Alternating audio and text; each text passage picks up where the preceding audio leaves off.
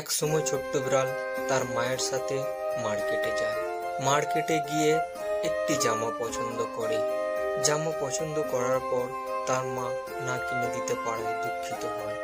এইটা দেখে সেই বাচ্চাটিও খুবই দুঃখিত বোধ করে। এই কথা ভাবতে ভাবতে তার মা একদিন অন্যের বাড়িতে ঝাড়ু পোছা কাজে যায়। কাজে গিয়ে কাজ করতে করতে সে খুবই চিন্তায় পড়ে যায়। চিন্তা করতে করতে একদিন সেই মনিব তাকে টাকা দেয়। সেই টাকা নেওয়ার পর সে সেই মার্কেটে পৌঁছায়। মার্কেটে পৌঁছানোর পর সেই জামাটি সে কিনে নেয়। কিনে নেওয়ার পর সে তার বাড়িতে পৌঁছে যায়। বাড়িতে পৌঁছানোর পর ছোট্ট বিড়ালটি দেখে খুবই আনন্দিত হয় এবং হাসতে থাকে। এইভাবেই তাদের জীবন কেটে যায়।